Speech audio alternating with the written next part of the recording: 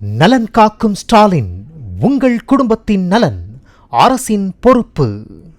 பானிபூரி வியாபாரியின் வரதட்சணை கொடுமை தாங்காமல் இளம் ஐடி ஊழியர் உயிரை மாய்த்துக் கொண்ட சம்பவம் பெரும் பரபரப்பை ஏற்படுத்தியுள்ளது. பெங்களூர் அடுத்த சுத்தகுண்டே பாளையாவைச் சேர்ந்த பிரவீன் மற்றும் கோப்பல்லைச் சேர்ந்த ஷில்பாவிற்கு கடந்த 2022ஆம் ஆண்டு பிரம்மாண்டமாக திருமணம் நடைபெற்றது.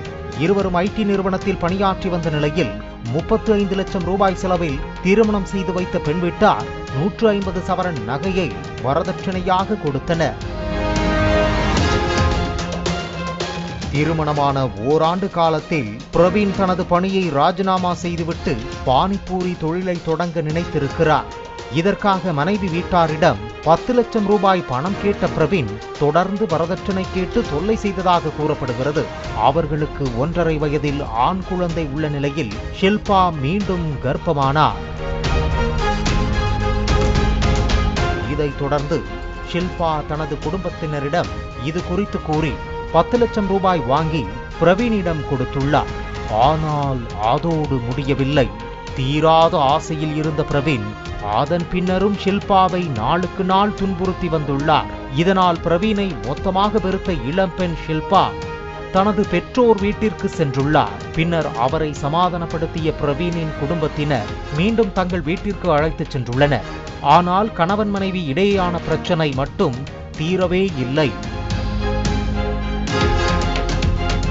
இந்நிலையில் ஷில்பாவிற்கு மாரடைப்பு ஏற்பட்டதாக முதலில் ஷில்பாவின் வீட்டாருக்கு தகவல் தெரிவித்த பிரவீன் பின்னர் ஷில்பா தற்கொலை செய்து கொண்டதாக கூறினார்.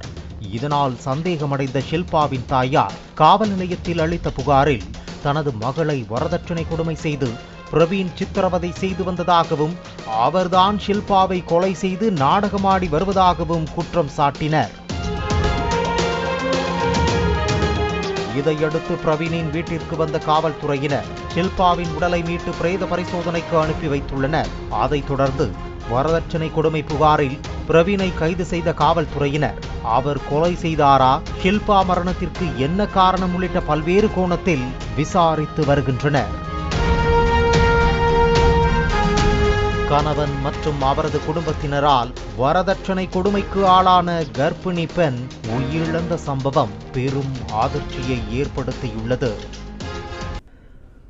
நலன் காக்கும் ஸ்டாலின், உங்கள் குடும்பத்தின் நலன் அரசின் பொறுப்பு.